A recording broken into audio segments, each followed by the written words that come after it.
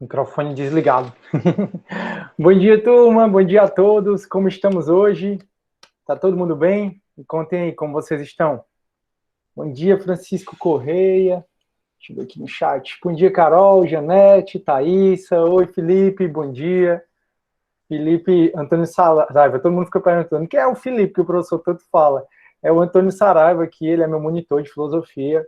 Monitor super carismático, super empenhado, sempre pensando, bem bacana. Eu tenho grandes monitores, a querida Janete, né, que é a de vocês, o Felipe, e tem outros três, aliás. Show de bola. É, fofo. Oi, Eliandra, bom dia. Tá tensa por quê, Eliandra? Me conta aí. Deixa eu tirar aqui meu WhatsApp, porque senão ele vai ficar a aula toda atrapalhando.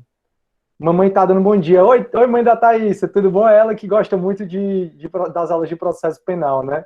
Show de bola. A Isaíde aparecendo. Oi, Isaíde, seja bem-vinda. Agora ela desapareceu. Oi, mãe da Thaísa, show de bola. Que bom. Eu toda aula falo, né, Thaísa, que é o nome da minha irmã e ela mora nos Estados Unidos e não pode vir, né, porque tá tudo fechado. Na verdade, ela pode até vir para cá, para o Brasil, mas se ela vier, ela não volta. E aí, como é que fica a vida dela lá, né? Eu tô morrendo de saudade dela. Eu sou o caçula de três, né? Eu sou o mais novo, meus outros dois irmãos moram fora. Aí eu morro de saudade, todos dois, mas faz parte. Aí vamos lá, Luciana, bom dia. Oi, Andresa, bom dia. Aparecer toda descabelada não dá. Turma, saiam da caixinha. Não tem esse negócio de descabelado, de feio, de bonito. Você é você. E como já diz, né, uma velha filósofa, Deus não comete erros. Então, você é uma criação de Deus, você é perfeito do jeito que você é. Mesmo com seus defeitos, que todos nós temos, menos eu, não tenho. Mesmo com seus defeitos, vocês são perfeitos do jeito que são, entendeu? Então, se assumam. Eu tô assumindo a minha mais versão gordinha. Então, ou seja, eu tô bem gordinho, que já fui, né? Eu já fui bem gordo, obeso, durante 2 vezes na minha vida, mas uma foi quando eu era bem criança, até postei no meu Instagram um tempo atrás, eu bem gordinho, obeso mesmo.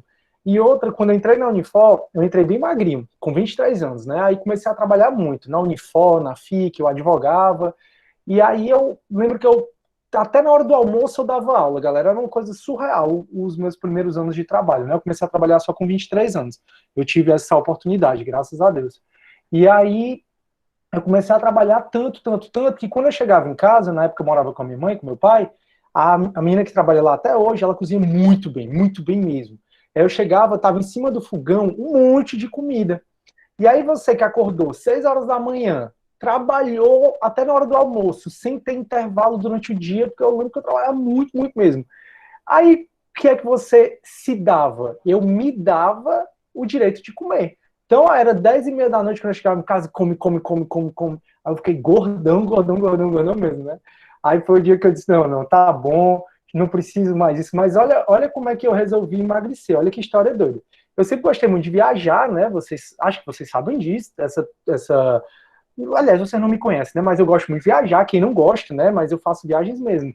Toda de junho, julho, dezembro e janeiro, sempre estou viajando. Sempre. Aí já fui para muitos países, eu fui para mais de 60 países. Morei fora também, assim, passei 8 meses, né, no meu pós-doutorado, que possibilitou também eu conhecer outras coisas. Mas numa dessas viagens que eu fiz, que eu acho que foi de 2016, por aí eu fui para o México. E aí eu fui para Cancún. E fiquei num mega resort. Galera, o resort até hoje foi o melhor hotel que eu já fiquei na minha vida. Foi numa enseada, assim, aí de um lado um mar brabo, do outro lado um mar bem calminho. Um resort mega luxuoso, tudo incluso. Bebida, comida, você comia a hora que quisesse, não sei o que, vocês que. Aí eu fui para esse resort, que só quem podia ir é rico, assim, não que eu seja rico, mas a gente junta o dinheiro para poder gastar nessas coisas, né? E aí eu fui lá e vi as famílias, parecia aquelas comerciais de margarina, sabe? As famílias todas felizes, todo mundo não sei o quê, e todo mundo lindo e magro.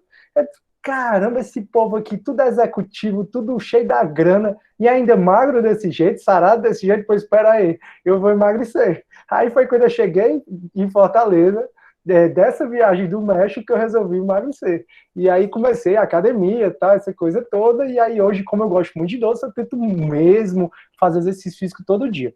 Só que assim, esse negócio de malhar em casa, galera, eu tô vendo que é mais só para você fingir que sua. Porque você fica em casa, então você come naturalmente mais, e sua academia não é tão efetiva, né? Então eu tô vendo aqui as camisas apertando e tal. Aí, quando começou a quarentena, quando já começou a reabrir, né? Vocês sabem, eu sou asmático, eu falei para vocês. Tanto é que a nossa disciplina ela começa e termina, mesmo que o governador agora libere, que ele talvez libere dia 15 de outubro, para voltar tudo presencial, a gente continua à distância. Mas eu estou pensando, vendo como é que eu faço para malhar em alguma academia. Está sendo um dilema da minha vida, exatamente porque senão eu engordo tudo de novo e para emagrecer é difícil. Principalmente porque eu não sou mais tão novo, né? Tipo assim, eu sou novo? Sou, mas não dá para comparar meu metabolismo com o Felipe, por exemplo, que é bem novinho, ou com vocês que são bem novinhos, né? Essa história de que o metabolismo vai reduzindo, que você vai engordando, é verdade, turma. Então, vão aí se maneirando, não façam essas loucuras. Mas eu também, turma, eu não tenho equilíbrio na parte de doce. Isso aí eu tenho plena consciência, infelizmente. Então, não é um docinho, não é aquela coisa que chega, o pessoal diz assim, eu como doce, chega a dar uma dor aqui. Eu como doce, quanto mais eu como, mais eu quero comer. E é surreal. Minha mãe às vezes olha assim, meu filho, como é que pode? Eu postei, acho que em julho, foi julho? Não lembro. Foi julho. 20 caixas de um biscoito que eu adoro, do Sam's, né? Já acabou as 20, eu já comprei, foi mais 10. Aí eu não postei, né? Porque senão ia ser ruim. Aí final de semana é muito doce, é muita coisa. E aí eu tô falando isso porque, assim, se o conselho fosse bom, ninguém dava, vendia, né? É a velha coisa, mas é só para, se vocês querem aprender com os mais velhos, com quem tem mais experiência que vocês, se mantenham firmes. E, na verdade, a minha questão não é nem tão estética, não. É óbvio que a estética é bacana, tá? Mas não é tão estética. É mais eu ter autonomia quando eu tiver velhinho. Então, eu quero ser um velhinho cocoto, totalmente autônomo e viajando aí o mundo. Porque hoje eu ainda trabalho muito, trabalho bem menos do que eu já costumava trabalhar, até porque a vida não é só trabalhar, a vida não é só ganhar dinheiro, tem outras coisas que teu corpo precisa. Então, eu já trabalho bem menos. E no futuro eu quero realmente me aposentar cedo e terminar de conhecer esse mundo todinho, ficar lá, cocotinho, tá? Enfim, então eu preciso ter massa muscular para me sustentar para ser autônomo, né? Mas aí vai dando certo. Deixa eu ver as besteiras que vocês estão falando para a gente começar a aula. Professor, você está falando besteira, a gente também. Show, vamos lá. A Isaíde, obrigado pela gentileza do comentário, mas uma escova de vez em quando faz uma diferença boa, tenho nem dúvida. A Camila kkkk. Leandro, prof, não se diz obeso, se diz fofinho. Muito bem, Leandro. Eu fui muito fofinho na minha vida. 2 vezes. Aí a Sara, e o pior é que, assim, galera, é maldade da minha mãe. Me deem só um minutinho. Só um minutinho. Peraí.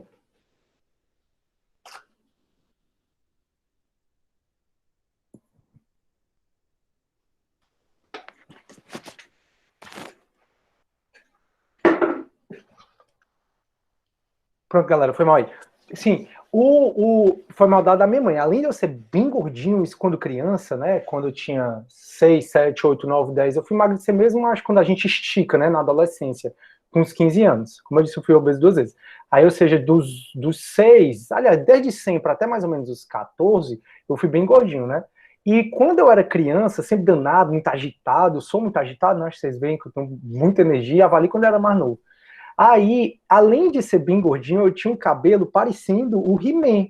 Sabe aquele cabelo que se faz assim? Aquele cabelo assim? Ou seja, eu era o bullying em pessoa, né? Eu era para ser bullyingado. Só que eu acho que eu era tão traquino que ao invés de ser o bullyingado, eu bullyingava as pessoas. Então, meus amigos hoje, né, que são meus amigos até hoje, tinha um que eu frescava que era cabeção, tinha um que era... Eles tudo no perfil do não bullying. Aí o bulinado virou bulinador. Aí todo mundo fresca hoje, eu acho barato essa história. Show. Vamos lá. Aí a Sara, vou tentar ir com minha bolsa de estágio. Vai tentar ir com bolsa de estágio. Ah, tá.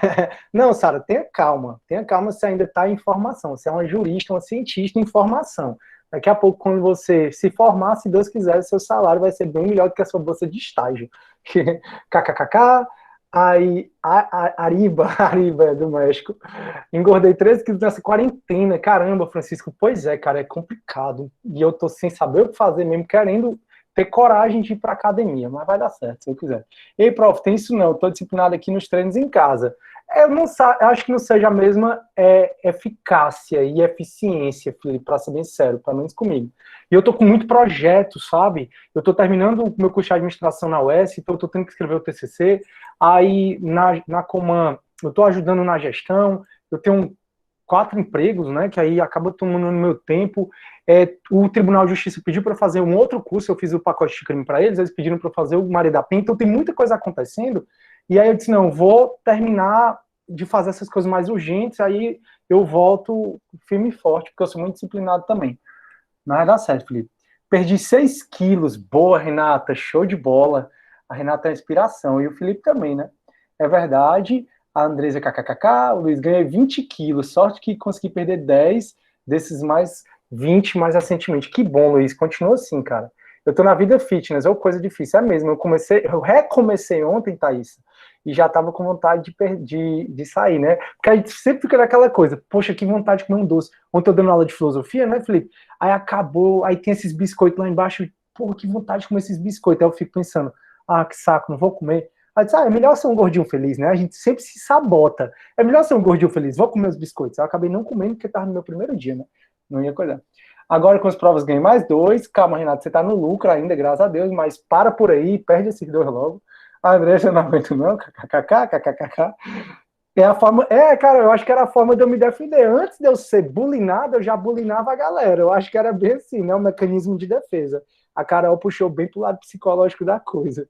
Um bolinho de chocolate não faz mal, né? Thaís, eu concordo. O problema é comer uma fatia. Nesse final de semana foi aniversário da minha mãe, aí eu tinha encomendado 100 docinhos. Chegou aqui em casa e a gente foi para casa de praia deles.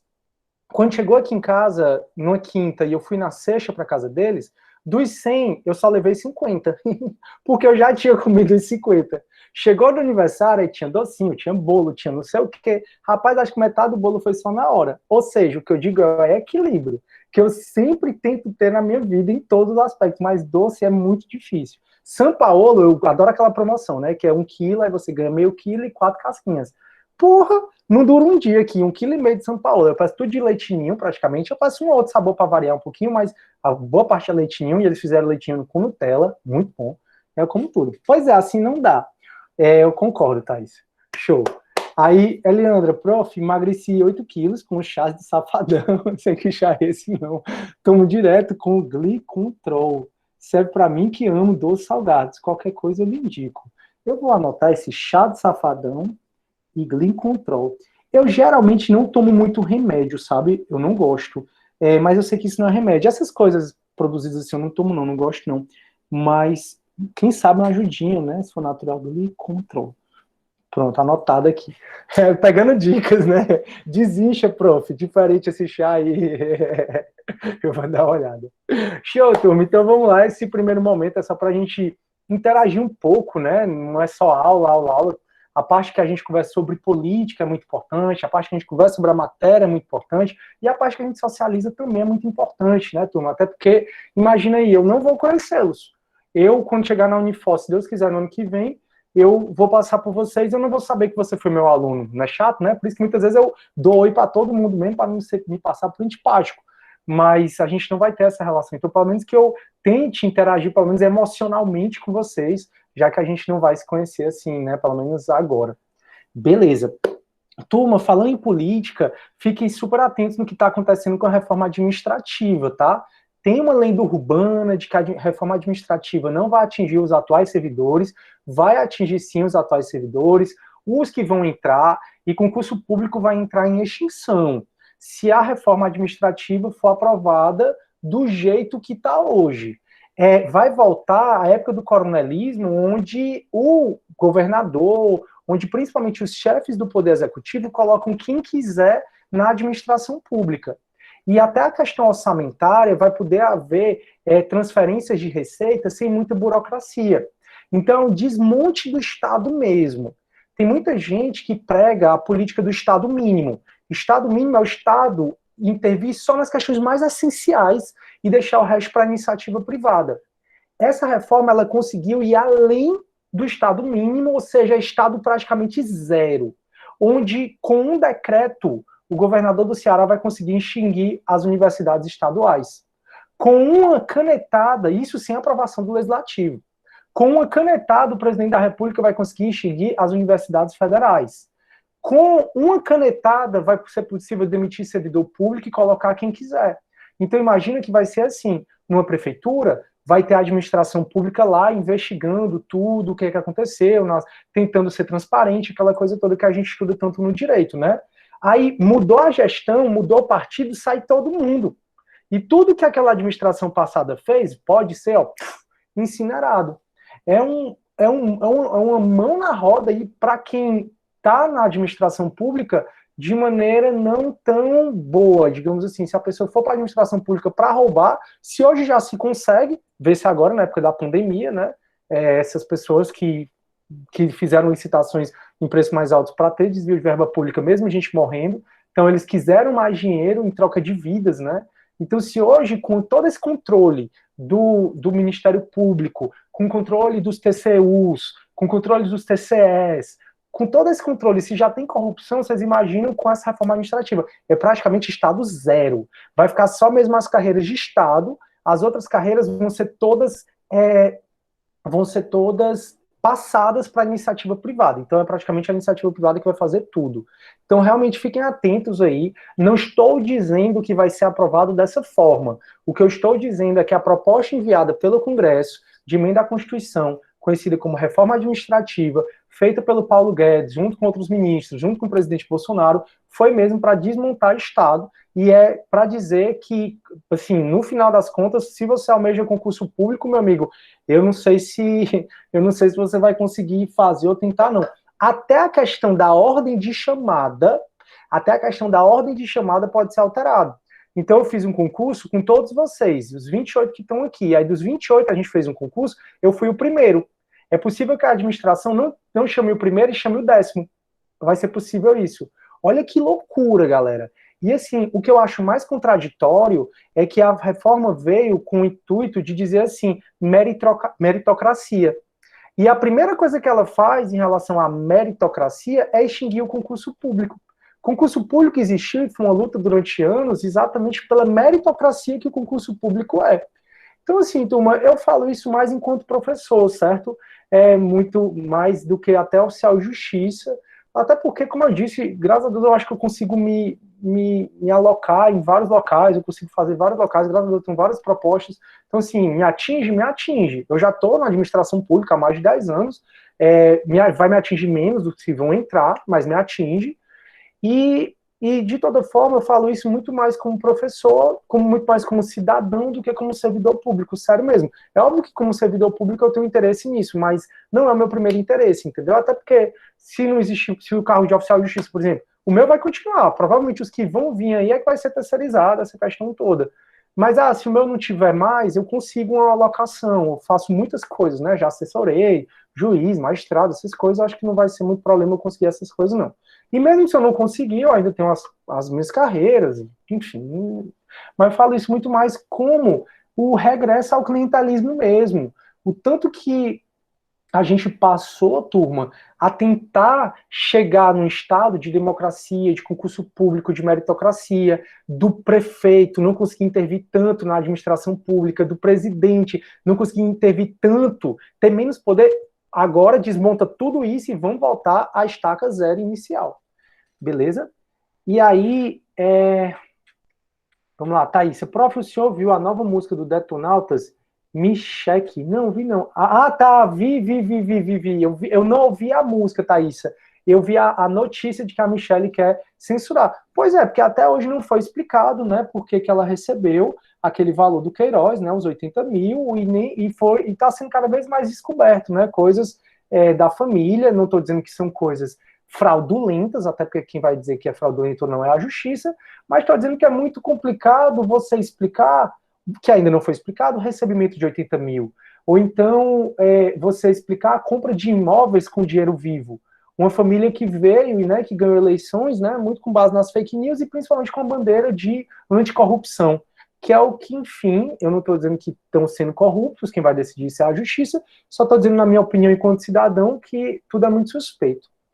Então, vamos lá, Estado libertário, Aí, Sara, o senhor acha que a reforma vai passar? Eu vi muitos juristas arriscarem dizer que não passa de jeito nenhum. Sara, tudo isso é articulação política, sabe? Depende muito como for a articulação política da presidência. A presidência quer passar. Então, assim, já o Guedes já não fica mais. O Guedes, que era tido como um mega ministro, né? Depois do Moro, ele era o mega, aí saiu o Moro, agora o Guedes é o ministro com mais poder. O Guedes já é tirado de reunião. Não sei se vocês viram, o Guedes foi tirado de uma reunião exatamente para a gente não achar que é ele que determina tudo. O governo está se articulando melhor. O Bolsonaro está falando menos. Desde que acharam o Queiroz, o Bolsonaro está falando bem menos. Bem menos. Então, assim, eu não duvido, não. A política do nosso país, Sara, sinto muito você se confiar na palavra de um jurista que diz que não vai passar, o jurista não sendo nem deputado nem senador. Porque o que vai depender é dos deputados e dos senadores agora, e não do jurista, por mais top que esse jurista seja, entendeu? E aí tem várias ferramentas, né? Eu estou falando só que a reforma foi aprovada, mas se a gente não tiver, foi enviada, né? Se a gente não tiver cuidado, essa reforma passa. Passa como passaram várias coisas e a gente, nem percebeu. E já surge um escândalo, aí é assim, né? A gente é tudo desse jeito. Os burros, né? Eles usam aquelas tapadeiras para não ver o lado. Aí como é que o governo muitas vezes faz? Percebam como é lógico que eu vou falar. Sempre quando surge algo que eles querem fazer, eles criam um escândalo. Aí todo mundo olha para esse escândalo e isso que eles querem fazer passa. Dou pelo menos uns 5 exemplos onde isso aconteceu na gestão Bolsonaro. Coincidência ou não, só sei que isso acontece. Né? Aí o Vitor, espero que não. O Francisco, vou ter que mudar totalmente meus planos. Pois é, se quem pensa em concurso, meu amigo, o que vai permanecer então? Não entendi a pergunta, cara. O que vai permanecer? Na verdade, turma, a gente precisa ver o que é que os deputados vão alterar, não alterar, reformar, não reformar. Só acho que é muito cômodo a gente dizer, o jurista tal diz que não vai passar.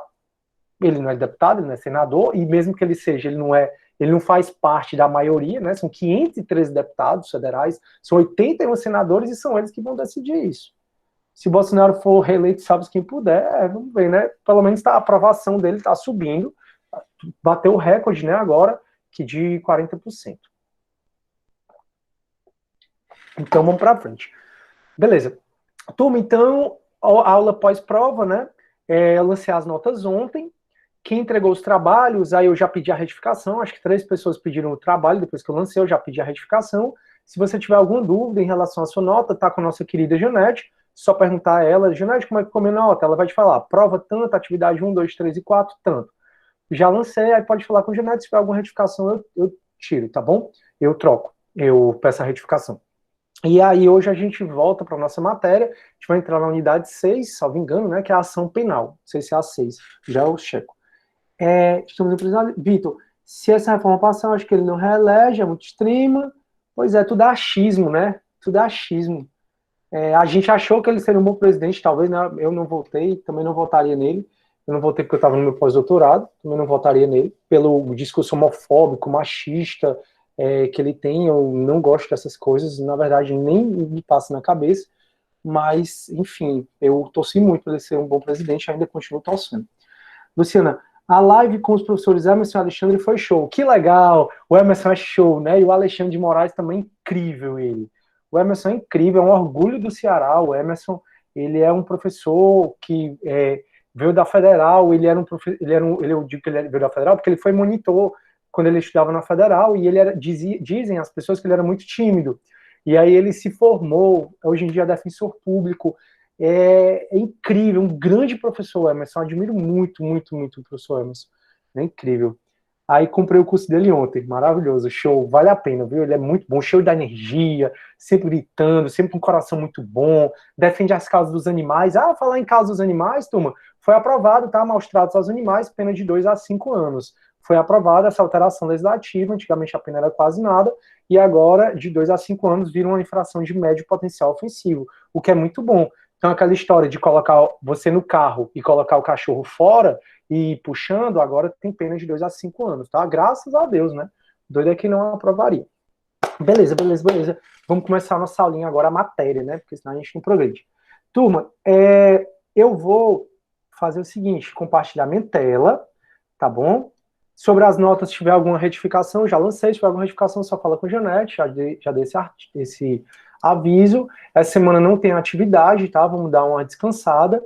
Turma, eu estou entrando no nosso AVA, tá? Ó, Direito Processual Penal 1, e aí a gente vai para a unidade 6, que é da ação penal, e nessa unidade 6 tem duas notas de aula, né? Tem essa primeira e essa segunda, para você estudar a ação penal, tá? Essa primeira, essa segunda, né, ação penal, nota de aula, é uma que eu construí junto com os alunos do semestre passado, quando eu estava explicando essa matéria. Eu ia até começar por ela, mas eu acho que para vocês, pelo menos nesse primeiro momento, vai ficar melhor se eu começar por essa nota de aula mesmo. Essa nota de aula mesmo, ela é bem grande, dá para você estudar por ela, ou por algum arquivo, dá para você estudar por ela, ou dá para complementar, tá? A gente vai entrar, então, nessa disciplina chamada, nessa matéria chamada ação penal. Essa matéria você já viu em Penal 1. No Código Penal, você viu a partir do artigo 100 do Código Penal. Então, a partir do artigo 100, você viu essa matéria. E só que essa matéria, ação penal, além de estar no Código Penal, a partir do artigo 100, está também no Código de Processo Penal, a partir do artigo 24. Então, do artigo 24 até o artigo 60, aliás, 62, você tem essa matéria no CPP.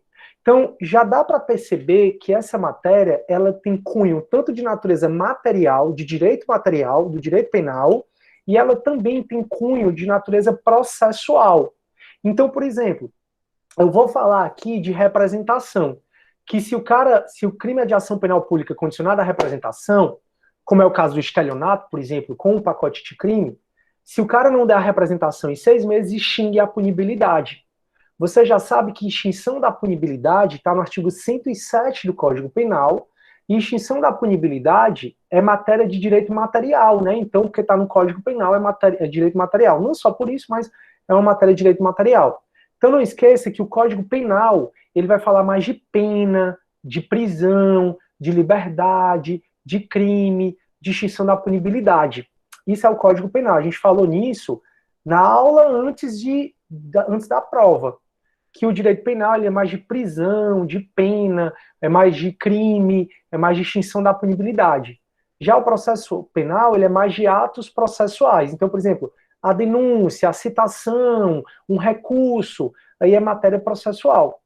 Vocês vão observar, então, aliás, vocês já estão observando que essa matéria ação penal, ela tem tanto cunho de direito material, tanto é que vocês já viram essa matéria em Direito Penal 1, também tem cunho processual, onde você vai ver aqui comigo. Então eu vou revisar um pouco o que vocês viram em Direito Penal e a gente vai aprofundar um pouco mais essa matéria, tá bom? Então já coloque como dever de casa, você, já que a gente não vai ter atividade, já coloque no dever de casa você ler do artigo 24 até o artigo 62 do Código de Processo Penal. Então, artigo 24 ao 62 do Código de Processo Penal, tá bom? E aí, essa nota de aula, ela começa com a introduçãozinha, dizendo que o Estado, ele puxou para si, a gente já teve essa introduçãozinha na primeira, depois do pacote de crime, foi a nossa primeira aula, né? Até a gente revisou na aula passada, corrigindo a prova. Que no começo existia a vingança privada. Você podia matar, mas você também podia ser morto. Você podia roubar, mas você também podia ser roubado. Aí o Estado, por meio do contrato social, as pessoas deram para o Estado certos poderes. Então as pessoas, nós, né, fizemos um contrato social, e aí eu remeto vocês para a disciplina de filosofia do direito, a gente ir para a ciência política, que está no primeiro semestre, né, ciência política. O Estado, ele ganhou da população certas liberdades que a população tinha. Então, tinha a liberdade de te matar, mas também você tinha a liberdade de me matar. Então, essa liberdade da gente cometer crime, a gente deu para o Estado por meio desse contrato social, em troca de segurança. Estou indo mais rápido, porque tudo isso a gente já falou. Entre a liberdade que a gente deu para o Estado, a gente deu, entre coisas que a gente podia fazer e hoje a gente não pode fazer mais, como regra, te deu para o Estado o direito de punir. Então, é o Estado que tem o ius puniendi. Unidade 1, conversamos sobre isso. Por favor, essa introdução é muito importante para você entender a essência do nosso processo penal garantista. Então, a gente deu para o Estado esse direito de punir as pessoas. Então, é o Estado que tem, por exemplo, hoje o dever de investigar, já que o Estado tem o dever de punir quem cometeu o crime, né? Então, se eu matei, se eu roubei, se eu estuprei, é o Estado que vai me punir. Nesse caso, como consequência desse direito de punir do Estado, como consequência desse ius puniendi estatal, o Estado tem o dever de investigar. Aí a gente vai ver que o Estado investiga por meio do inquérito policial, por meio do TCO, por meio do PIC, que é o procedimento investigativo criminal, por meio das CPIs. Então a gente deu para o Estado, pelo contrato social, a gente deu para o Estado o direito do Estado de punir os autores dos crimes. Então, se roubar a minha casa, eu não posso punir os autores de quem roubou minha casa. Quem vai punir quem roubou minha casa é exatamente o Estado. Então, se o Estado tem o direito de punir, o Estado tem também o direito de investigar. Então, o Estado tem o direito de investigar através do inquérito, que quem faz é a polícia, através do TCO, que quem faz também é a polícia, junto com os juizados especiais, através do PIC, que quem faz é o Ministério Público, através da CPI, que quem faz é o Congresso Nacional. Então, o Estado, com esse direito de punir, ele não só tem o direito de investigar, ele também tem o direito de processar as pessoas.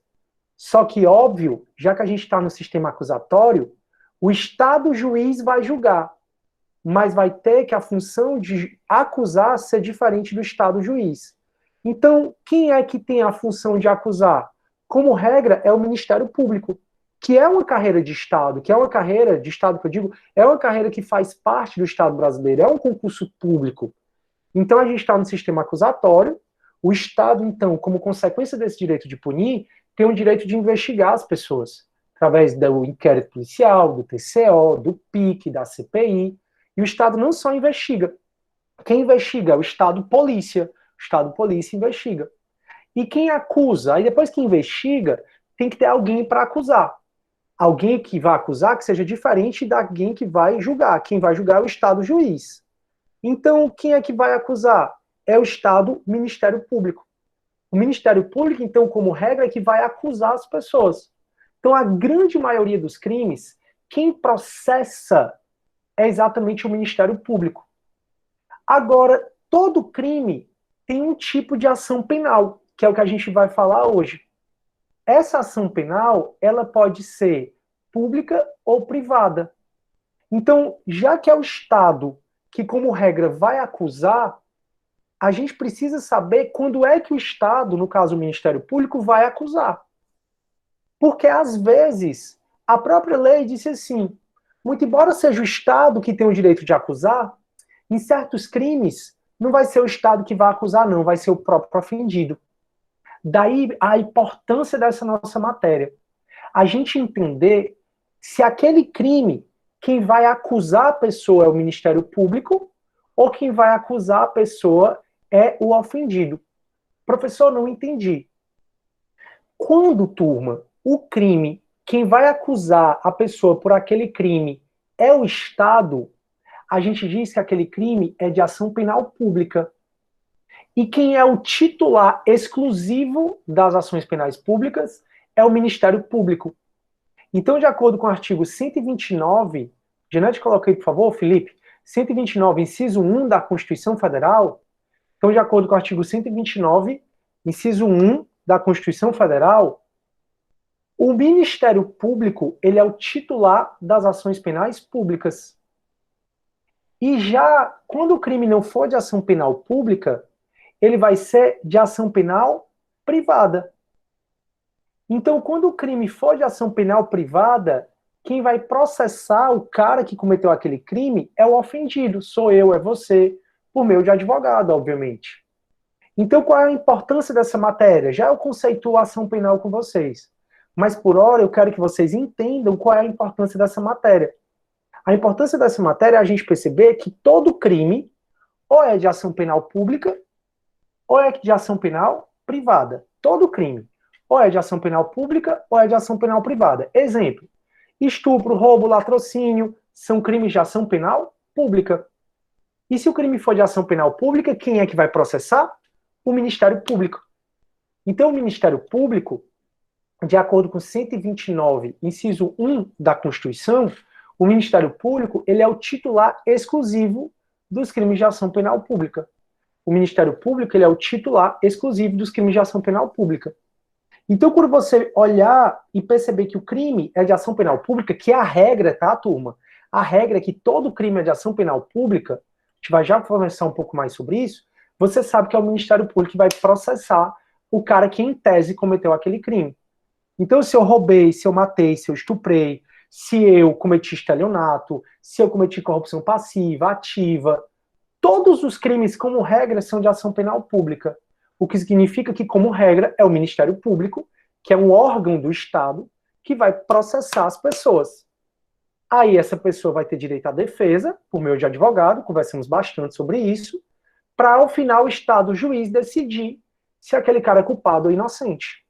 Então, a regra é que todo crime é de ação penal pública. Se o crime é de ação penal pública, quem é que processa a pessoa? O Ministério Público. Excepcionalmente, os crimes são de ação penal privada. Excepcionalmente, os crimes são de ação penal privada. Se o crime for de ação penal privada, quem vai processar é o ofendido. Se ele for advogado, ele pode processar direto.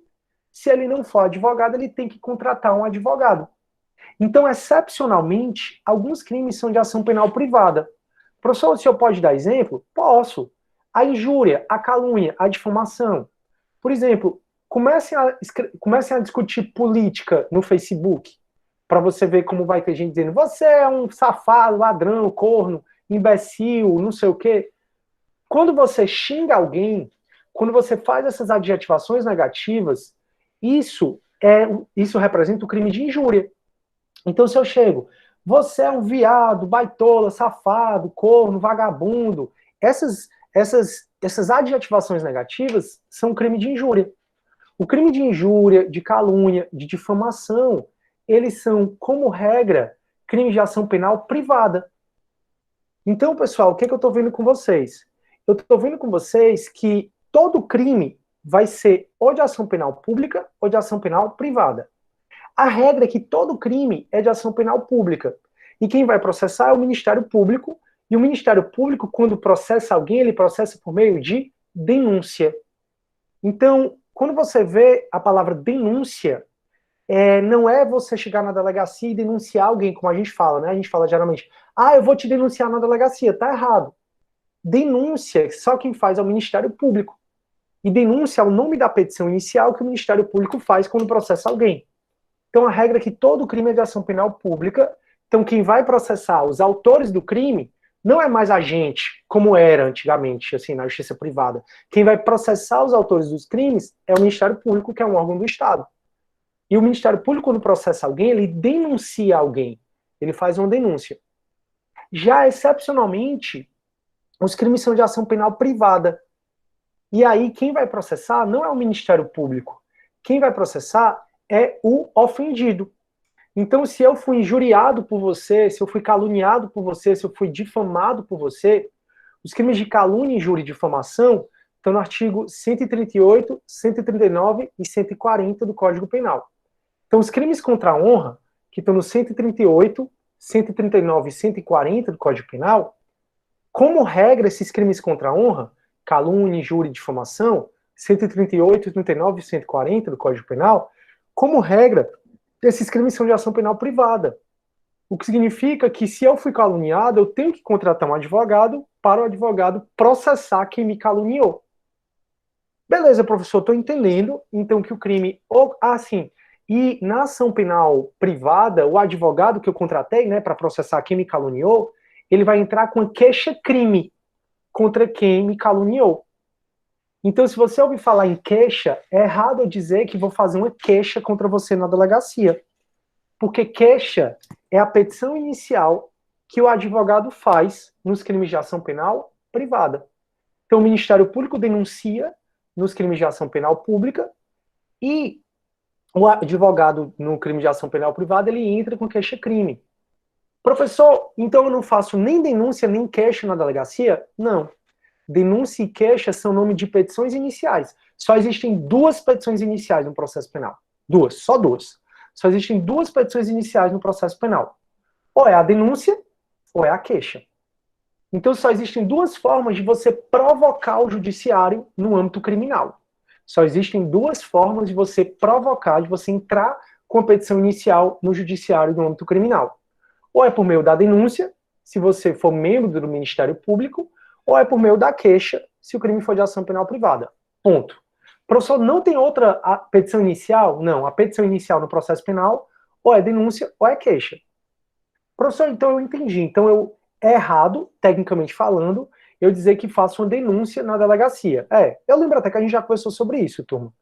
É errado a gente dizer que faz uma queixa na delegacia. Sim, é errado. O que é que eu faço na delegacia? O que você faz é o que você vai fazer no passo a passo. No passo a passo aí que a grande Janete, ela fez um mapa mental lindo. Parabéns, Janete, pelo trabalho. Eu vi que ontem teve o GED, e eu tenho certeza que foi brilhante. Então, a Janete, ela até já passou um modelo de notícia crimes. Turma, tem só cuidado com o tipo de ação penal, tá? Da notícia crimes que vocês vão fazer. Do crime, tá? Então, o que você faz na delegacia é uma notícia crimes. Notícia crimes se escreve notitia crimes. Então, o que vocês fazem é uma notitia crimes na delegacia. É óbvio, pessoal, que é desmoralizante, né? Você chegar e dizer assim, vou fazer uma notícia crimes contra você na delegacia. Já pensou? O Felipe me xingando. Ciro, você é um corno, né? Não sei o quê, não sei o quê. Eu digo, Felipe, vou fazer notícia crimes contra você na delegacia. Aí vai, baitola. Ele vai frescar mais ainda comigo, né? Vai, baitola, vai, não sei o quê. Aí ele... Então, por isso você diz, olha, eu vou te denunciar na delegacia, eu vou entrar uma queixa contra você na delegacia. Mas isso é errado. Tecnicamente falando, denúncia e queixa é quando você faz uma petição inicial criminal e entrega para o juiz, e não para a delegacia. Você protocola no judiciário, e não na delegacia. Ou então o termo mais chique, né? Você protocoliza, os advogados adoram esse termo, aí foi inserido no dicionário. Você protocoliza no judiciário a denúncia ou a queixa. Show? Então o que é que vocês vão fazer no processo passo a passo? Uma notícia crimes. Tenham cuidado com o tipo de ação penal do crime. Se for ação penal pública, você vai ter que falar umas coisas, que é o que a gente vai trabalhar aqui. Se for ação penal privada, você vai ter que falar outra. Então fiquem atentos se o crime é de ação penal pública ou de ação penal privada, tranquilo? Então notícia crimes é você noticiar um crime. A gente vai estudar notícia crimes quando eu acabar a ação penal. Se Deus quiser, na próxima semana a gente já inicia inquérito, e aí eu vou falar o que é notícia crimes, né? A gente vai falar delácio crimes, notícia crimes, de cognição imediata, coercitiva, mas isso é outro assunto. Agora, o que eu preciso que vocês saibam é que a notícia crimes que vocês vão fazer é uma simples petição dirigida ao delegado de polícia, ou pode ser ao juiz também, ou pode ser ao Ministério Público, mas geralmente é ao delegado, uma simples petição pedindo para ele apurar um crime.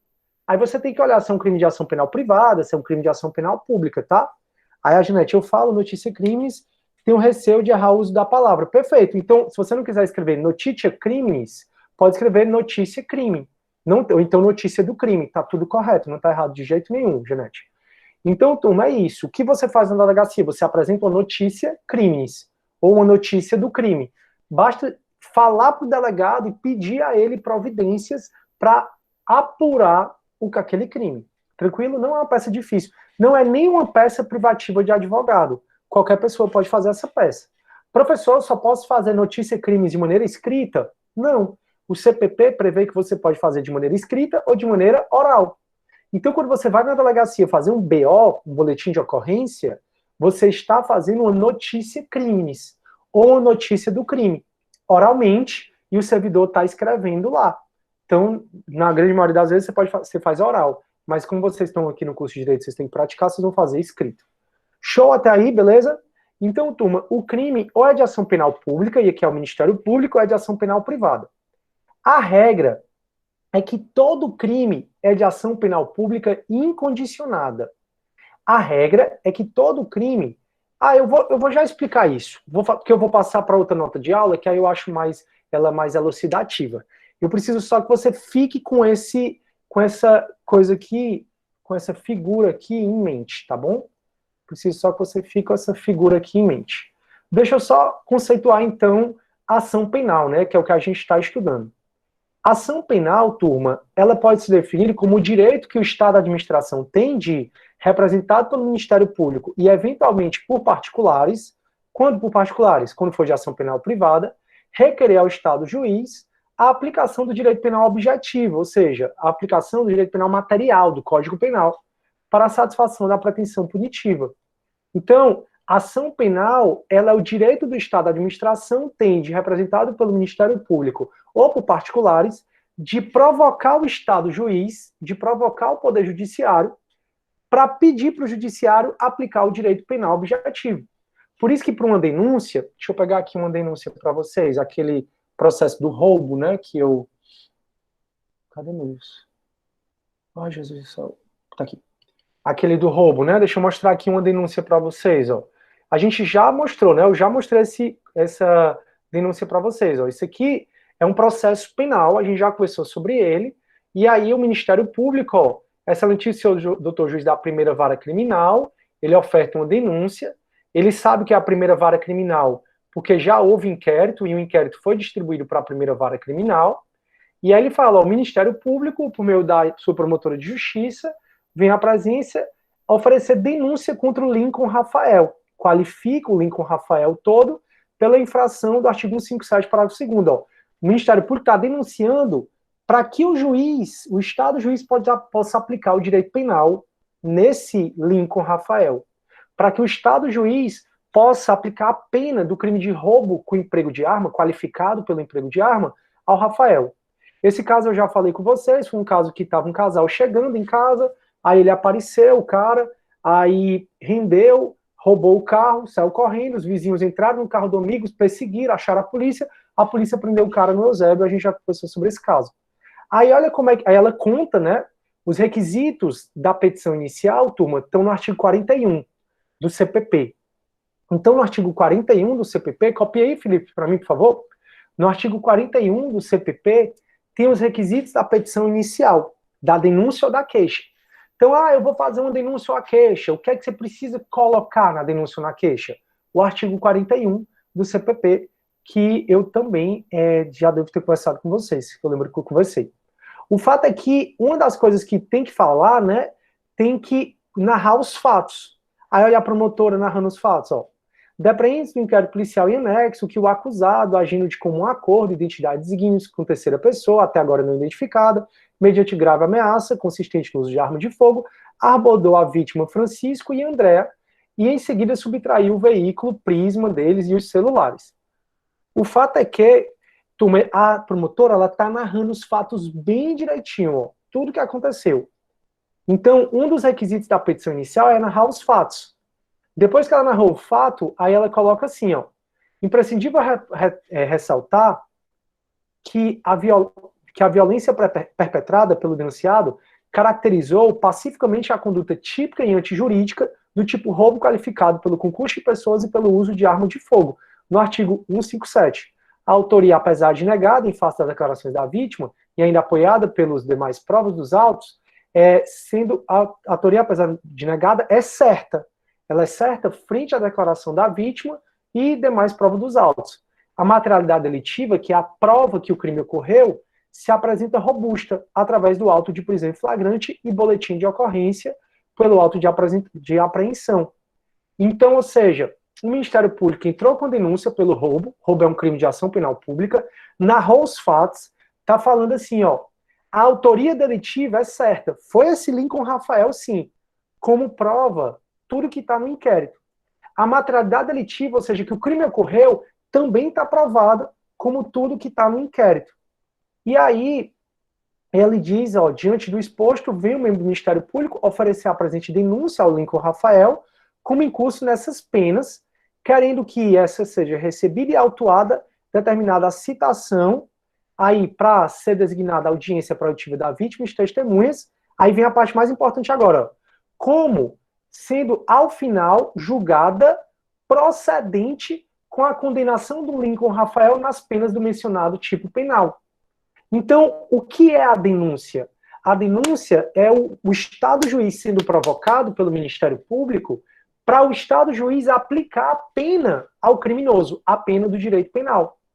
Por isso que aqui está na definição que a ação penal é definida como o direito que o Estado da administração tem de ir representado pelo Ministério Público, no caso da denúncia, e eventualmente por particulares, no caso da queixa, requerer ao Estado juiz a aplicação do direito penal objetivo. Então, por isso que ela pediu que a denúncia fosse julgada procedente com a condenação do Lincoln Rafael nas penas do roubo qualificado. Então, a denúncia e a queixa servem para isso.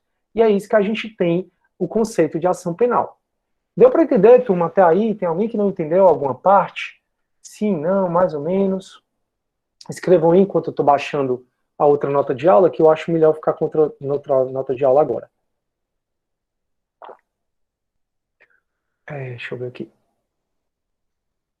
Pronto, tá tudo ok. Beleza, se vocês tiverem alguma dúvida, me falem, tá bom? Então vamos lá, turma. Eu estou agora na outra nota de aula, tá? As duas são bem importantes para vocês. Então, turma, ação penal é o conceito, né, um instrumento do devido processo legal. Ela traz normas sobre legitimidade ativa da ação penal, prazo, instauração. Então, a ação penal é um instrumento do devido processo legal. A gente já viu isso, que ninguém vai ser privado dos seus bens ou da sua liberdade sem um devido processo legal. Aí eu não vou repetir tudo que eu falei da unidade 2, tá? Que é sobre princípios, que a gente viu lá, que todo mundo, para ter sua privada a sua liberdade, precisa do processo legal, do devido processo legal. E para começar o devido processo legal, é importante que haja a denúncia, a pessoa seja denunciada.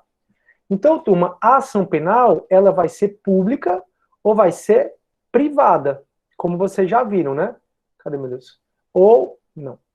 Ou vai ser privada. A ação penal, ela vai ser pública ou vai ser privada, como a gente viu bem aqui, ó. A ação penal, ela é pública ou privada. Agora eu vou começar a explicar cada uma dessas ações, ó. A pública incondicionada, depois a pública condicionada, a representação, a requisição, e depois a gente passa para a ação penal privada. Então agora eu vou começar a explicar, turma, cada um desses tipos de ação penal. Pública incondicionada, que é a regra, depois pública condicionada à representação, depois pública condicionada à requisição do ministro da Justiça, e aí eu depois passo para a ação penal privada. Beleza? Então a gente está aqui, ó, pública incondicionada. A ação penal, turma, então ela vai ser pública ou vai ser penal privada? A ação penal pública, como vocês já sabem, tem como titular o da ação penal o Ministério Público. A ação penal, a titularidade do Ministério Público está no artigo 129, inciso 1 da Constituição Federal. A gente vai ver a ação penal privada, subsidiária da pública. E lá eu vou falar depois. Eu não vou confundir agora não, tá? Isso é porque eu estava fazendo esse material junto com a aula do semestre passado, e aí eu depois coloquei aqui em cima. Então eu não vou falar disso agora não, já eu falo. Já o que eu digo vai ser na próxima aula ou na próxima da próxima. Ação penal privada subsidiária da pública. Então a ação penal pública tem como titular da ação penal o Ministério Público, e o Ministério Público faz a denúncia, que é o nome da petição inicial.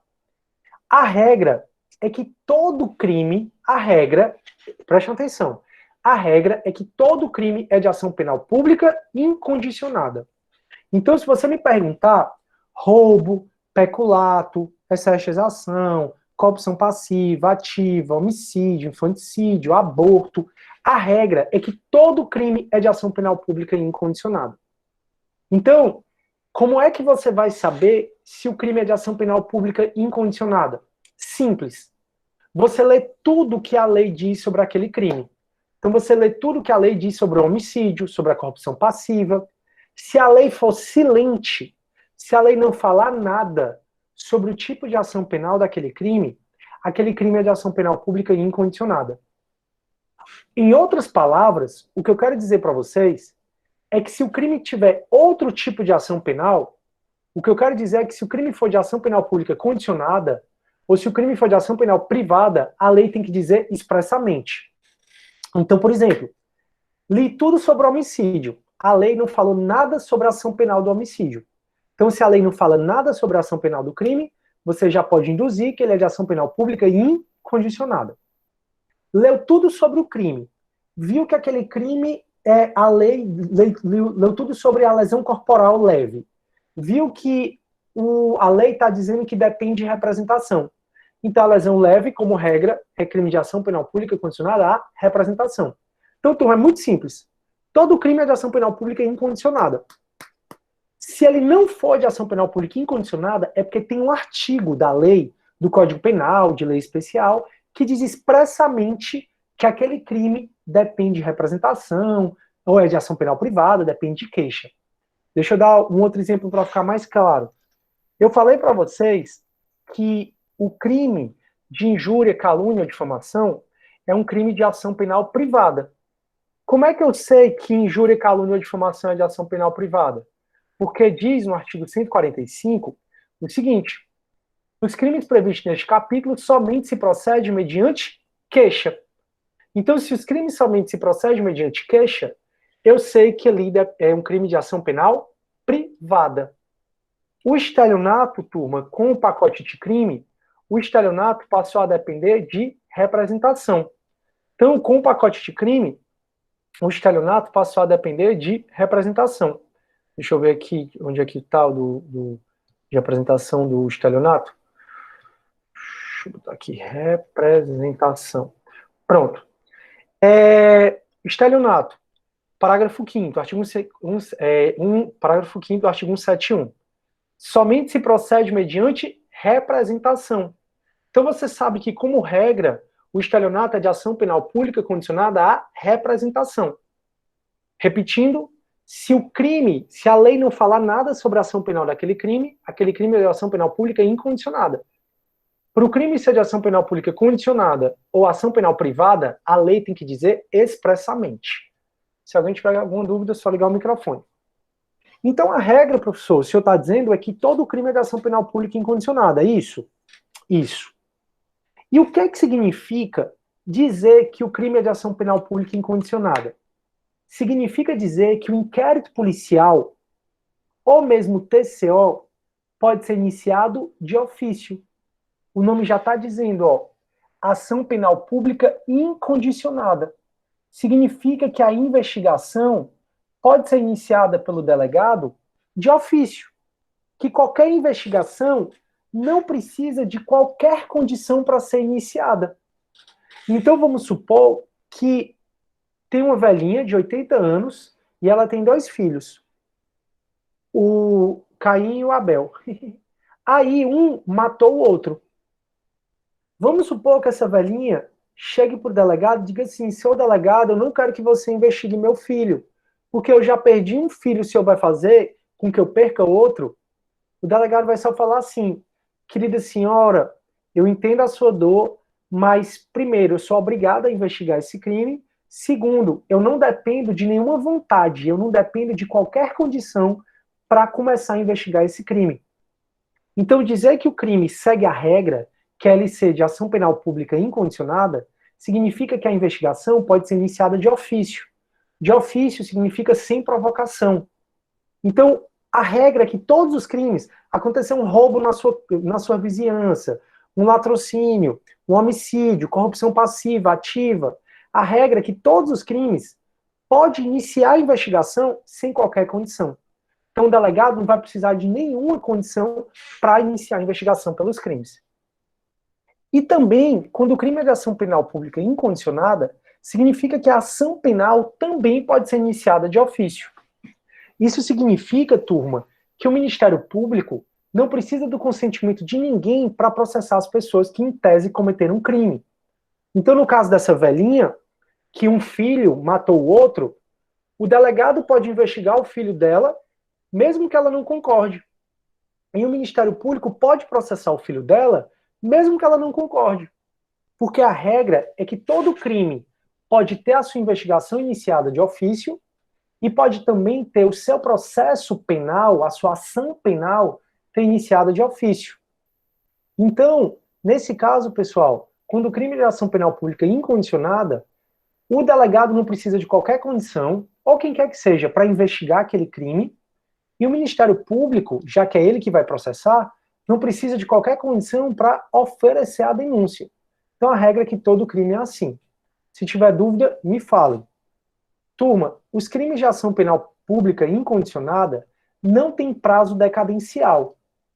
A gente vai ver que a ação penal pública condicionada à representação, que é a próxima que a gente vai ver agora, e a ação penal privada, elas têm prazo decadencial. E a decadência é uma extinção da punibilidade. A decadência extingue a punibilidade, está no artigo 107, inciso 4 do Código Penal.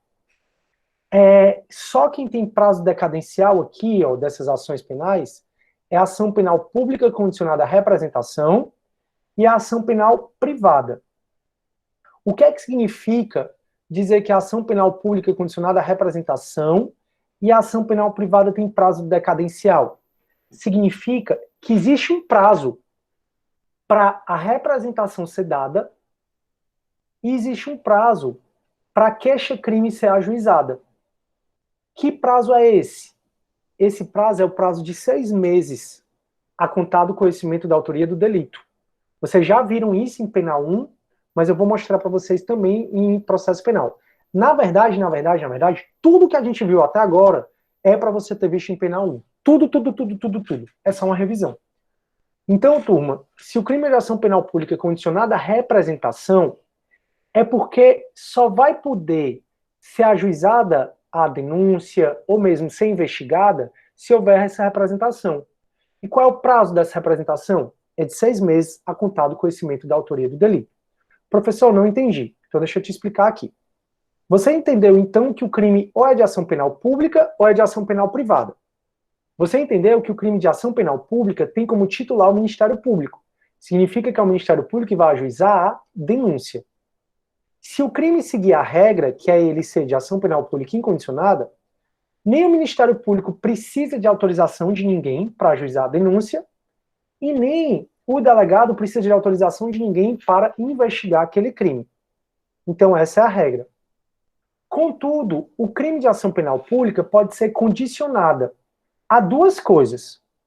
Ou a representação do ofendido, ou do seu representante legal, ou de requisição do ministro da Justiça. É ou, tá? Não é i, é ou. Então, o crime de ação penal pública, ele pode também ser condicionada à representação do ofendido, ou do representante legal dele. Se a vítima, por exemplo, se o ofendido, por exemplo, for um menor, for um incapaz, quem vai dar a representação é o representante legal dele. Então, alguns crimes, como, por exemplo, o crime de ameaça, o crime de furto de coisa comum, o crime de estelionato como regra, e o crime de violação de correspondência comercial, esses 4 crimes, como regra, são de ação penal pública condicionada à representação do ofendido. Ou seja, se no crime de ação penal pública incondicionada não existia condição para haver a investigação ou para haver a denúncia, no crime de ação penal pública condicionada, existe condição para haver a investigação ou mesmo para haver a ação penal. E que condição é essa, professor?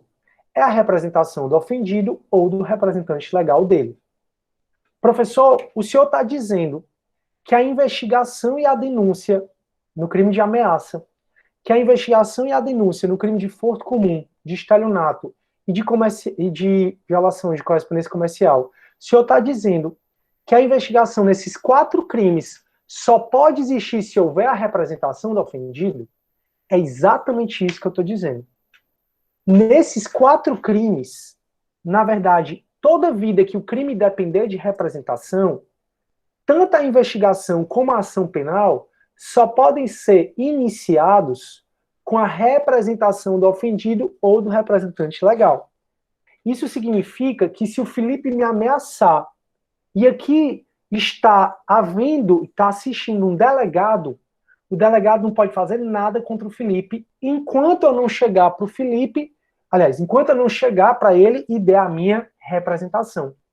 Professor, então quer dizer que se o Felipe apontar uma arma para você, o Felipe tem porte de arma, tá? Porque aí se a gente entrar no porte ilegal de arma, aí vira outra ação penal. Mas vamos supor que o Felipe me manda uma carta me ameaçando, dizendo que vai tirar a minha vida, isso, aquilo, outro. Então o Felipe me ameaçou. O delegado pegou essa carta, o delegado não pode fazer nada enquanto eu não der a minha representação. Fui eu ameaçado, eu sou ofendido, eu sou a vítima, eu tenho que dar a minha representação. Professor, e o Ministério Público não pode processar o Felipe? Não. Nos crimes que dependem de representação, nem a investigação e nem a denúncia pode ser ajuizada sem a representação. Então, nesses 4 crimes, e obviamente existem outros, eu vou já conversar sobre a lesão corporal leve, que é o mais importante para vocês saberem. Nesses 4 crimes, a vítima precisa da representação para haver a investigação ou para haver a ação penal. Daí porque ele é um crime de ação penal pública condicionada à representação. Por quê? Porque depende da representação para haver a investigação ou para haver a ação penal, para haver a denúncia. Tudo bem até aí? Acho que está tudo bem, né? Isso, Isaíde, esses 4 crimes não seguem a regra. Como é que eu sei que não segue a regra, Isaíde? Porque se você for em cada um desses artigos, no 147, no 171, no 152, você vai ver lá que expressamente a lei está falando que aquele crime depende de representação. Bora lá no 147 para vocês verem. Tá aqui do estelionato, ó. O estelionato é 171. Aí o que é que diz o parágrafo 5º, ó? Somente se procede mediante representação. Isso significa que só pode haver investigação ou ação penal ou a denúncia se houver a representação. Bora para o 147, que é o crime de ameaça. Diz assim no parágrafo único, ó, ameaça, somente se procede mediante representação. Então esses crimes não seguem a regra, nenhum desses aqui, desses exemplos, porque está expresso na lei que esses crimes dependem de representação. Está expresso na lei que esses crimes dependem de representação. Quando o crime depende de representação, só vai poder haver a investigação, ou pode haver a denúncia, né? Não pode haver a ação penal, com a representação. Professor, entendi que tem crimes que não seguem a regra, como esse. Isso. Que tem crimes que só vai ter a investigação, só vai poder haver a investigação ou mesmo processo, se der a representação. Isso. E o que é essa representação? Turma, o maior erro é achar que a representação é algo formal, solene. A representação, ela não é algo muito formal, muito solene. A representação, ela pode ser feita oralmente. Se você foi vítima de um desses crimes, e você vai na delegacia fazer o BO, me perdoe, turma. Se você, por exemplo, foi vítima de um estelionato, tá bom? E você vai na delegacia fazer um BO, você vai fazer o BO de maneira oral. Aí o escrivão que está lá anotando o que você está dizendo, ele vai te perguntar assim, você quer que o autor do estelionato seja punido? Aí você vai falar sim. Quando você fala sim, ele escreve, o ofendido deu a representação. Então a representação não é um documento que você faz. Se você quiser fazer por escrito, você pode. A representação é você dar autorização, ainda que oral, para que se puna o autor do crime. Então você chega para o delegado, na maioria das vezes, ou para o juiz, ou para o promotor, para qualquer autoridade, e diz assim, ó, fui vítima desse crime. Essas autoridades, em especial o delegado, vai saber que o crime a qual você foi vítima vai depender de representação. Aí ele vai te perguntar, você quer que a pessoa seja punida? E aí você vai falar, sim, quero que a pessoa seja punida. E aí ele vai colocar que você deu a representação. Então a representação não é algo muito formal, nem algo muito solene, pode ser oral. Aí a autoridade que você está falando que foi vítima daquele crime, sabe que o crime depende de representação e te pergunta, você quer que a pessoa seja punida? Se você diz sim, ele diz, o ofendido deu a representação. Aí, quando ele escreve o ofendido deu a representação, significa que a polícia está autorizada a investigar e o Ministério Público está autorizado a processar a pessoa. Daí porque depende de representação e você deu. Então, a representação não é algo muito formal e nem solene. Turma, você tem prazo para dar a representação, tá bom? E o que eu vou falar aqui vale também para queixa-crime. E eu volto a falar sobre isso. Você sabe que se o crime for de ação penal privada, depende de queixa-crime. Se o crime for de ação penal privada, depende de queixa-crime. Se o crime for de ação penal privada, Para a queixa-crime, tem um prazo de decadencial que é igual ao da representação. Que prazo é esse, professor? O prazo é de até 6 meses a contar do conhecimento da autoria do delito. A contar de quando você veio a saber quem é o autor do crime. Então, o que é que eu estou dizendo para vocês? Eu estou dizendo que se o Felipe me ameaçar, a polícia não vai poder fazer nada enquanto eu não der a representação.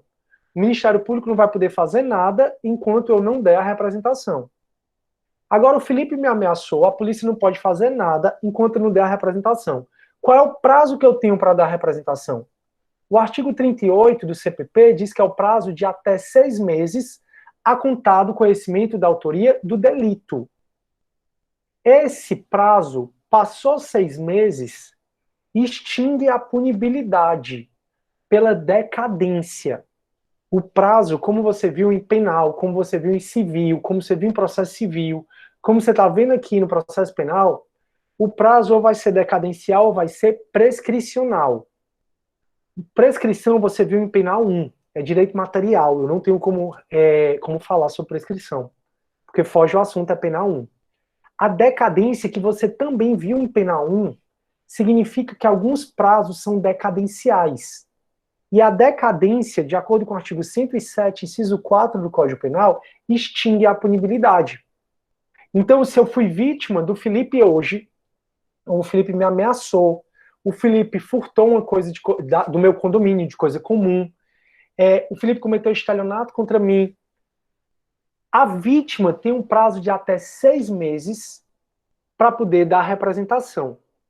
O detalhe é que esses 6 meses só começa a contar quando eu conheço a autoria do delito. Então, se eu recebo uma carta anônima me ameaçando, não está contando ainda esse prazo de 6 meses. Repito, o prazo de 6 meses só começa a contar do dia em que você sabe quem foi o autor do delito. Enquanto você não souber quem é o autor do delito, não está contando o prazo decadencial. Está contando só o prazo prescricional. Então, se eu recebo uma carta anônima aqui em casa me ameaçando, sei quem é o autor do delito? Não. A ameaça depende de representação, e eu tenho 6 meses. Só que esses 6 meses só começam a contar a partir do conhecimento da autoria do delito. Então, só quando eu descobrir quem me mandou essa carta anônima. Se passaram 6 meses e eu não der a representação, fica extinta a punibilidade. O Estado perde o direito de punir, como vocês viram em penal 1. Alguém quer falar? Eu quero. Professor, você falou que quando acontece o crime, começa a correr o prazo de prescrição. Eu queria só não sei se só eu, mas assim, essa confusão entre o prazo prescricional e o prazo decadencial. Porque, no caso, você está falando dos 6 meses, é um prazo decadencial, mas a prescrição, ela entraria em que situações? Pois é, Luciana, aí é penal 1, você tem que voltar para o artigo 117. Não, penal 1. Pronto. Isso aí, mas deixa eu te dizer, para te ajudar, para te orientar onde é que tu vai rever essa matéria, tu vai rever essa matéria no artigo 117 do Código Penal. Dá uma olhada no 117 do Código Penal, que ele tem os prazos de prescrição dos crimes. Pronto, porque tem E essa diferença entre prazo prescricional e decadencial, tu viu em civil 1, parte geral. Uhum. Tranquilo? É porque eu acho que. Não, porque faz muito tempo e realmente eu não estou lembrada. Agora, nesse caso de processo penal, você está falando só de prazo decadencial. Não vai, no caso, eu não estou falando aplicação da prescrição aí não caberia, né? É isso que eu queria saber também. Não aplicaria. A prescrição, Luciana, na verdade, está correndo. Como você viu em penal 1, de acordo com o artigo 111, de acordo com o artigo 111, a regra é que o crime começa a correr a prescrição da data que ele acontece, da data da consumação.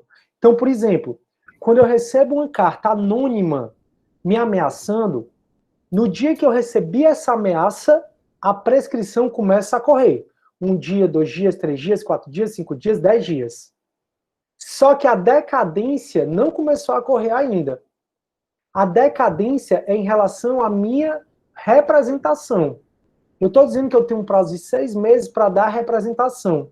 esses 6 meses só vai começar a contar do dia em que eu descobri quem é o autor do delito. Então, se eu recebo uma carta anônima aqui em casa, hoje, me ameaçando, hoje começa a contar o prazo prescricional. Mas hoje não começa a contar o prazo decadencial de eu dar a representação. Como a ameaça depende de representação, só pode haver ação penal se eu representar. E eu tenho um prazo de 6 meses para representar. Mas esses 6 meses só começa a contar do dia que eu conheço a autoria do delito. Entendi. Agora, eu digo assim, tudo bem, começa a contar, desculpa a insistência, mas assim, começa a contar a questão da prescrição a partir realmente do início mesmo, do crime, bem antes do prazo decadencial. Só que eu digo assim, ela tem alguma influência em relação ao processo penal, só para... A influência tem é que se ocorre a prescrição, e ocorre muito, extingue a punibilidade. Então o efeito é o mesmo. Do mesmo jeito que a decadência extingue a punibilidade. Isso, dá uma olhadinha no artigo 107 do Código Penal. No artigo 107 do Código Penal, também é penal 1, tem as causas que extinguem a punibilidade. A decadência, a prescrição, a anistia, a morte, o indulto, o efeito é o mesmo. Então, tanto faz, Luciana, o crime prescrever, ou tanto faz haver o prazo decadencial. O efeito vai ser o mesmo. O Estado juiz vai só dizer assim, extinguiu a punibilidade. Ponto. Não tenho mais. O efeito é o mesmo. O efeito é o mesmo. Qual é o efeito? Extinguir a punibilidade. Quando extingue a punibilidade, sabe o que acontece, Luciana? O Estado perde o direito de punir. Então, extinção da punibilidade, por mais que eu tenha cometido o crime, o Estado perdeu o direito de punir. E só o que tem saiu no Fantástico domingo, não sei se vocês viram, uma reportagem do número de homicídios que são elucidados no Brasil. E é baixíssimo, galera, baixíssimo. De galera que matou mesmo, e não foi elucidado. Quando diz que não foi elucidado, na maioria das vezes, é porque aquele crime prescreveu. Então, por mais que eu tenha tirado a vida de alguém, se o Estado demora a investigar, a me processar, a punir, prescreve. E se prescreve, o Estado perde o direito de me punir, mesmo eu tendo matado uma pessoa. Por exemplo, aquele médium, né, João de Deus, agora eu esqueci o nome do médium. É o João de Deus.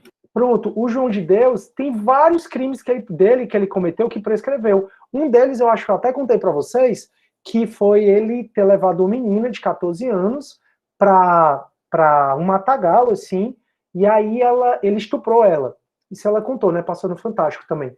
E aí ele estuprou ela começou a ter muita hemorragia, ele sacou a arma e deu, acho que 2 tiros nela. Ele achou que ela estava morta, aí ele jogou ela no rio. Só que ele foi embora, né? E aí um pescador viu e salvou essa menina. Aí essa menina, 40 anos depois, ela apareceu para contar essa história. Por mais que ela tenha contado em rede nacional, no Fantástico, o Estado não pode mais fazer nada. Porque o Estado demorou a apurar aquele crime, a descobrir aquele crime. Então o crime prescreveu. Então, se ocorre qualquer extinção da punibilidade, que está no 107, entre elas a decadência, a prescrição, a morte, o Estado perde o direito de punir a pessoa. Deu para entender? Deu para entender. Agora é porque, às vezes, é uma questão muito mais formal, né, porque a questão da extinção, o resultado, a consequência é a mesma, né, extinção da punibilidade, do que uma questão mesmo material. Por isso que, às vezes, eu acho que essa distinção, ela é um pouco... Existe um pouco de confusão, né? Não, viu? É porque tá te faltando dar uma olhadinha em eu vou dar uma olhada, vou te dar outro exemplo. São institutos diferentes e têm regramentos diferentes. Por exemplo, o prazo prescricional suspende e interrompe. A interrupção dos prazos prescricionais estão no artigo 119 do Código Penal. Penal 1 de novo. Já o prazo decadencial, e tudo isso você viu também em Direito Civil, parte geral. O prazo decadencial não se suspende e nem se interrompe. Ou seja, são formas de contar o prazo de maneira diferente. Dê uma olhadinha nisso, turma. Realmente o aluno tem muita dúvida em prescrição e decadência, e a diferença do prazo prescricional e decadencial, ela é muito vista, porque ela é muito seguida pelo Código Civil. E ela é muito vista em parte geral do direito civil. Por isso que eu recomendo demais vocês darem uma olhada. Tanto são institutos, muito embora o efeito seja o mesmo, são institutos diferentes com regramentos diferentes. Então vocês viram em Penal 1 que o prazo prescricional suspende, ou seja, ele fica paradinho, e ele interrompe. Ou seja, ele zera. Suspender é parar e depois, por exemplo, parou com 5 dias, suspendeu. Quando voltar a correr, volta do sexto, do sétimo, do oitavo. Já quando ele interrompe, quando interrompeu no quinto dia, quando voltar a correr, zera e conta tudo de novo. Então, o prazo prescricional, ele suspende e ele interrompe. O prazo decadencial não se suspende e não se interrompe. Começou a correr, nada para o prazo decadencial.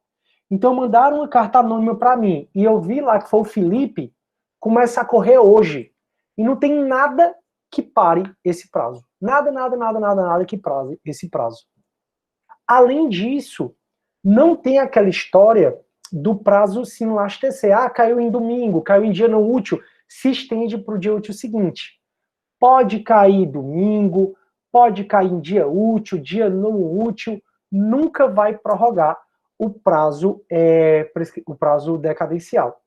Então, por exemplo, eu estou falando que eu tenho um prazo de 6 meses, né, para poder dar representação contra o Felipe. O Felipe me ameaçou hoje, ou então o Felipe me deu uma lesão corporal hoje, o Felipe bateu no meu rosto hoje, lesão corporal leve, que já eu converso um pouco mais sobre esse crime, porque vai mudar se for Maria da Penha ou não. Mas o Felipe me ameaçou hoje, o Felipe então me deu um murro hoje. Eu tenho um prazo de 6 meses, e é um prazo decadencial, para representar contra o Felipe. Esse prazo vai contar a partir do momento que eu sei, que eu conheço a autoria do delito. No caso, eu conheci hoje o Felipe. Hoje já conta. É um prazo penal. Prazo penal já inclui o primeiro dia. Isso vocês viram no artigo 10 do Código Penal. Prazo penal já inclui o primeiro dia. Artigo 10 do Código Penal. De maneira, turma, que para contar o prazo penal, você conta todos os meses e tira um dia. Então hoje é que dia, meu Deus? Hoje é dia 30 de setembro. Então se o Felipe me bateu hoje, se o Felipe me ameaçou hoje, se eu fui vítima de um crime que depende de representação, e na data de hoje eu conheci quem é o autor do delito, eu conto 6 meses. Então, 30 de setembro, né? Outubro, novembro, dezembro, janeiro, fevereiro, março. Então, dia 30 de março faz 6 meses. Contudo, você tem que diminuir um dia, porque como é um prazo penal, o dia de hoje inclui. Então, se o crime aconteceu hoje, se o Felipe me bateu hoje, até quando eu posso dar representação contra o Felipe? Até dia 29 de março. Você conta os 6 meses e diminui um dia, porque como é um prazo penal, o primeiro dia, que é o dia de hoje, está contando. Então hoje já é o dia 1 desses 6 meses. Então eu contei setembro, outubro, novembro, dezembro, janeiro, fevereiro, março. Ficou dia 30 de março, menos um dia, tem até o dia 29 de março. Professor, mas dia 29 de março é domingo. Prorroga para segunda? Não. Professor, dia 29 de março é feriado. Prorroga para o dia... Não. Acaba dia 29 de março. Ponto. Isso significa que se dia 30 de março eu der a representação contra o Felipe, sabe o que o delegado pode fazer? Nada.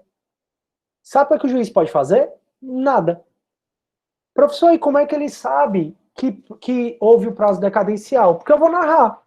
Eu vou falar, senhor delegado, isso dia 30 de março de 2021, tá?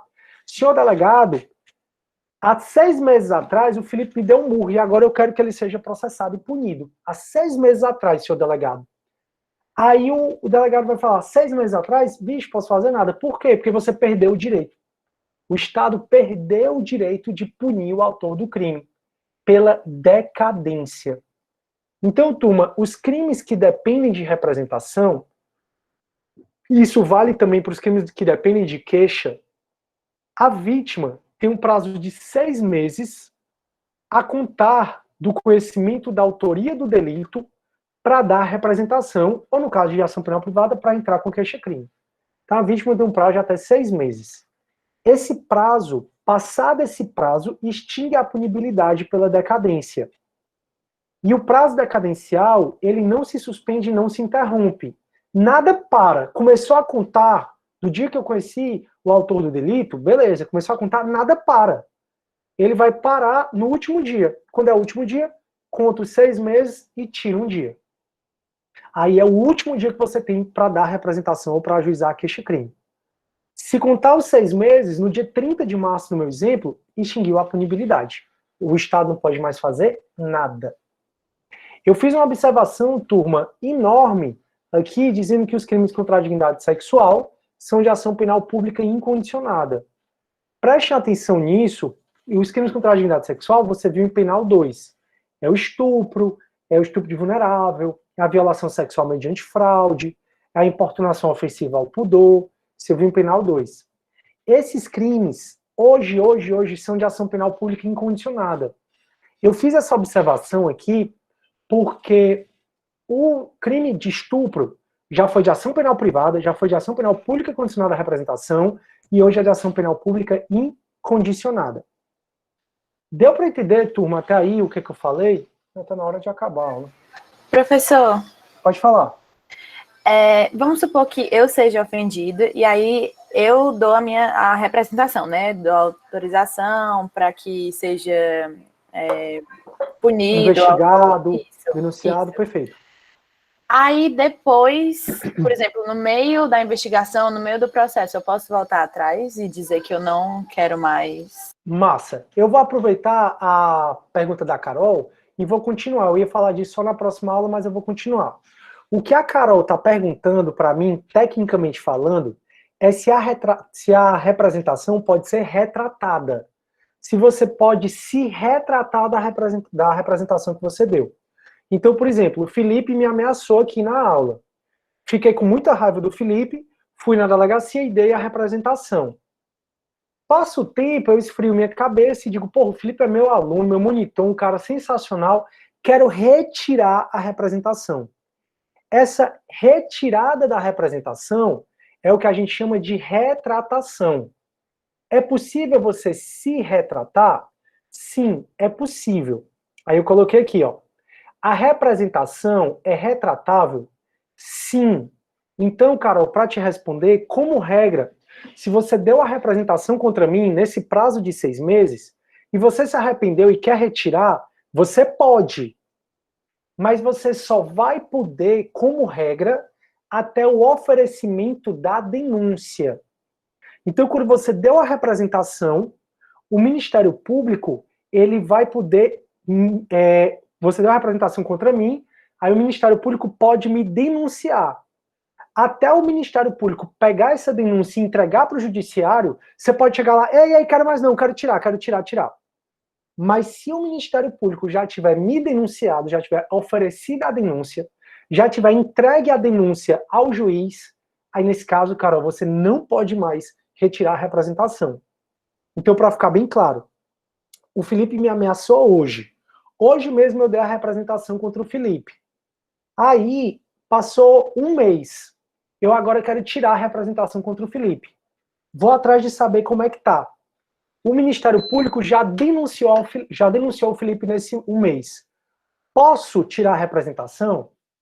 Posso me retratar da representação? Não mais. Por quê? Porque o Ministério Público já ofereceu a denúncia. Porém, se eu chegar na delegacia, se eu chegar no Judiciário e perceber que o Ministério Público não ofereceu a denúncia contra o Felipe, aí nesse caso eu posso retirar a representação. E se eu retirar a representação, aí o Felipe não pode mais ser processado. Aí, Carol, a gente pode até ir além. A gente viu que se o Felipe me ameaçar hoje, eu tenho até que dia, hein? Até dia 29 de março para poder dar a representação contra o Felipe, não é isso? Então, o Felipe me ameaçou hoje, eu dei a representação hoje. Massa. O prazo de 6 meses continua correndo, tá? Até o dia 29 de março. Então, hoje, dia 30 de setembro, o Felipe me ameaçou. Hoje, eu fui na delegacia e dei a representação. Hoje. Aí, beleza. Quando foi na próxima semana, eu tirei a representação. Massa. Você pode me perguntar, Carol, se eu posso dar a representação de novo. Então, eu dei a representação hoje, me retratei na semana que vem, E eu quero saber agora se pode haver a representação novamente. E a resposta é sim. Você pode se retratar da retratação. Você pode se retratar da retratação desde que você observe esse prazo de 6 meses. Então, hoje eu posso dar a representação contra o Felipe. Amanhã eu posso tirar. Depois de amanhã eu posso dar de novo. Depois de amanhã eu posso dar de novo a representação. Então eu posso ficar dando a representação e tirando, dando a representação e tirando, dando a representação e tirando. Até quando? Até dar o prazo decadencial. Aí, a partir de 29 de março do ano que vem, a partir, na verdade, de 30 de março do ano que vem, eu não posso mais dar a representação. Deu para entender, Carol? Professor, só qual é a diferença de desistência para retratação? Felipe, a gente vai conversar sobre isso mais no futuro, tá bom? Eu vou falar sobre perdão do ofendido e a gente vai conversar sobre essas diferenças, não se preocupa não. Na próxima aula eu já falo disso. A Luciana está agradecendo, esclarecimento, muito prazer. Pode perguntar, pessoal, não precisa nem agradecer não, é só perguntar mesmo. Turma, tiver alguma dúvida aqui, eu vou acabando a nossa aula. Show, deu para entender. A nota de aula que eu coloquei, ela é muito completa. Ela volta, turma, para matérias que vocês viram em teoria geral do processo, como condição de procedibilidade, que a representação é uma condição objetiva de procedibilidade, ela fala sobre condições da ação, coisas que eu não tenho tempo de falar, e porque é matéria não minha, e sim de teoria geral do processo civil. Mas aí, turma, a nota de aula está muito completa, e essa matéria, ela pode parecer difícil no primeiro momento, mas não é uma matéria muito difícil, não. É uma matéria bem tranquila. Então, o que é que eu sugiro? Vejam as notas de aula, estudem pelos livros e resolvam exercícios. Façam isso que na terça-feira que vem, hoje é terça? Hoje é que dia, meu Deus? Hoje é quarta, né? Que na segunda-feira que vem, vocês vão vir muito mais tranquilos, viu? Bem mais tranquilo mesmo. Podem ficar tranquilos quanto a isso. Então, eu vou parar na gravação, a gente vai ficando por aqui, a gente se vê segunda-feira.